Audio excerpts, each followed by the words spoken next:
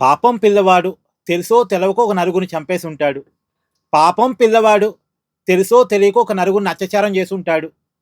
పాపం పిల్లవాడు తెలుసో తెలవకో 4 దొంగతనాలు చేసుంటాడు. పాపం పిల్లవాడు తెలుసో తెలవకో 4 గంజాయి ప్యాకెట్లు తాగుతుంటాడు రోజుకి. పాపం పిల్లవాడు ఏదో గంజాయి వ్యాపారం చేసుకొని బతుకుతున్నాడు. పాపం పిల్లవాడు తెలుసో తెలవకో ఏదో యాక్సిడెంట్ చేశాడు. అంత మాత్రాన చట్టపరంగా చర్యలు తీసుకుంటారా? అంత మాత్రాన వాళ్ళని వేధిస్తారా? అంత మాత్రాన వాళ్ళ మీద కేసులు పెడతారా? వాళ్ళని అరెస్ట్ చేస్తారా? ఇది జగన్మోహన్ రెడ్డి గారు పదే పదే వేస్తున్న ప్రశ్నలు. ఇది ఎవరి కోసం వేస్తున్నారు? ఆయన ఎవరిని సపోర్ట్ చేస్తున్నారు? ఒక్కసారి ఆలోచించుకోవాలి. ఇప్పుడు నేను 4 ఇష్యూస్ మీకు కావాలంటే గుర్తు చేస్తానండి. తెనాల్లో జగన్మోహన్ రెడ్డి గారు గంజాయి బ్యాచ్ పరామర్శకు ఓపెన్‌గా వెళ్లారు. సరే, అంతకంటే ముందు అదే జిల్లాలో రషీద్ అనేటువంటి ఒక వ్యక్తి మరణం సంభవిస్తే అతన్ని చూడటానికి కూడా వెళ్లారు. అతని మీద కూడా చాలా కేసులు ఉన్నాయి ఆ రషీద్ మీద. సరే, అది వదిలేస్తే ఈ గంజాయి బ్యాచ్ కోసం అయితే తెనాలి వెళ్ళి పలకరించడం, పరామర్శించడం అప్పట్లో పెద్ద చర్చనీయాంశం. ఇంత ఓపెన్‌గా ఒక రాజకీయ నాయకుడు, ఒక రాజకీయ పార్టీ అధ్యక్షుడు గంజాయి బ్యాచ్‌కి పరామర్శ చేస్తాడా అని. తర్వాత కాలంలో ఈ లేటెస్ట్‌గా చెప్పుకుంటే మీరు గాది సాయికృష్ణ కేసు. 23 ఏళ్లకి 25 నేరాలు రౌడీ షీటర్ ఉంది. మరి ఆ రౌడీ షీటర్ పెట్టింది వైఎస్ఆర్ కాంగ్రెస్ పార్టీ అధికారంలో ఉన్నప్పుడే.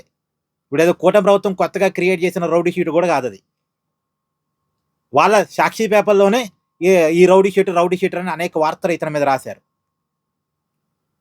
అలాంటి వ్యక్తి పదే పదే నేరాలకి పాల్పడుతుంటే ఆ ఏరియాలో ఒక బిగ్ ఛాలెంజ్‌గా ఉంటే, పోలీసులకు కూడా ఒక ఛాలెంజ్‌గా మారితే అతని విషయంలో పోలీసులు కఠినంగా వ్యవహరించే క్రమంలో అతను చనిపోయాడు. ఏదేమైనా పోలీసులు చేసింది చట్టపరంగా తప్పే, కాదు అనకూడదు ఇక్కడ. కస్టోడియల్ టార్చర్ చేసి లాకప్ డెత్ చేయటం చట్టపరంగా తప్పే. కానీ చనిపోయింది ఎవరు? ఒక రౌడీ షీటర్. అతన్ని అంతగా ఓన్ చేసుకొని దాని రాజకీయాల కోసం ఉపయోగించుకోవటం, అతని కుటుంబాన్ని జగన్మోహన్ రెడ్డి గారు హత్తుకోవటం, ఏదో చిన్న పిల్లవాడు తెలుసో తెలవకో నేరాలు చేశాడని చెప్పేసి సమర్థించడం అంటే ఏమనాలి ఇక్కడ? సరే, అది కూడా పోనీయండి. ఏదో ప్రభుత్వం లాకప్ డెత్ చేసింది కాబట్టి రాజకీయంగా జగన్మోహన్ రెడ్డి గారు ఉపయోగించుకోవడం కోసం ఏదో చేశారులే, రాజకీయాల కోసం రాజకీయ నాయకులు అంతే కదా అనుకోవచ్చు, వదిలేద్దాం. కానీ నిన్న సిదిరి అప్పర్రాజు గారి కుమారుడు యాక్సిడెంట్ చేశాడు. యాక్సిడెంట్ చేయడం మాత్రమే కాదు, అవతల మనిషి చనిపోతే ఏమాత్రం ప్రాశ్చాత్తాపం లేకుండా కేసుని పక్కదో పట్టించే దానికోసం ఇంకొకటి మీద కేసు పెట్టి తను తప్పించుకోవడానికి ప్రయత్నం చేశాడు.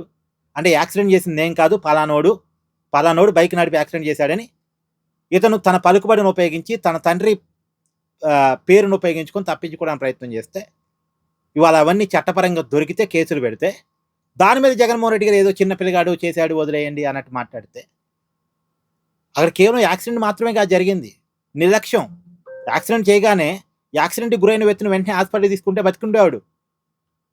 ఎవరైతే యాక్సిడెంట్కి గురయ్యారో అతన్ని వెంటనే ఈ 18 ఏళ్ల పిల్లవాడు హాస్పిటల్ కనుక తీసుకెళ్ళి ఉంటే ఆ యాక్సిడెంట్కి గురైన వ్యక్తి బతుకుండేవాడేమో.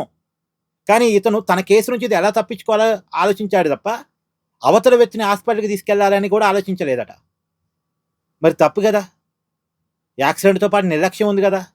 ఈ యాక్సిడెంట్ ప్లస్ నిర్లక్ష్యం కాక కేసును తప్పుదో పట్టించే ప్రయత్నం, పోలీసులను తప్పుదో పట్టించే ప్రయత్నం, సాక్ష్యాలను తారుమారు చేసే ప్రయత్నం, తను చేసిన యాక్సిడెంట్ని ఇంకొకరి నెత్తి మీద పెట్టే ప్రయత్నం, ఇవన్నీ చేశారు. మరి ఇవన్నీ తప్పుడుగా జగన్మోహన్ రెడ్డి గారు కనపట్టలేదా? ప్రసన్నారావును అరెస్ట్ అయితే ఏదో చిన్న పిల్లవాడు నోటికొచ్చినట్టు తిట్టాడు వదిలేయండి అన్నట్టుగా ఉంది. నోటికొచ్చినట్టు తిట్టాడు, మతాన్ని టార్గెట్ చేశాడు, దేవుణ్ణి టార్గెట్ చేశాడు, మనోభావాలను టార్గెట్ చేశాడు, దేశాన్ని టార్గెట్ చేశాడు. పోనండి, ఇప్పుడు రాజకీయంగా కూటమి ప్రభుత్వాన్ని టార్గెట్ చేశాడు, వదిలేద్దాం. రాజకీయంగా పవన్ కళ్యాణ్ని టార్గెట్ చేశాడు, వదిలేద్దాం. మతాన్ని టార్గెట్ చేశాడు, దాన్ని కూడా వదిలేద్దాం. దేవుళ్ళని టార్గెట్ చేశాడు, దాన్ని కూడా వదిలేద్దాం. మావోయిస్టులను సపోర్ట్ చేశాడు, దాన్ని కూడా వదిలేద్దాం. చివరికి దేశం మీదే యుద్ధాన్ని ప్రకటిస్తే దాన్ని కూడా వదిలేయాలా? చిన్న పిల్లవాడే కదా నోటికి వచ్చినట్టు మాట్లాడాడు ఏదోలే అని వదిలేయాలా? అంటే ఎవరిని జగన్మోహన్ రెడ్డి గారు సపోర్ట్ చేయదలుచుకున్నారు? సో ఎవరికి వాళ్ళుగా ఆలోచించుకోవాల్సిన సమయం వచ్చిందేమో. అంటే జగన్మోహన్ రెడ్డి గారి సమర్థన ఎవరి కోసం, ఎందుకోసం? ఇలాంటి వాళ్ళందరినీ గ్యాదర్ చేసి జగన్మోహన్ రెడ్డి గారు ఏం చేద్దాం అనుకుంటున్నారు ఈ సమాజాన్ని? ఇక్కడ మీ అభిప్రాయాన్ని కూడా కామెంట్ చేయండి.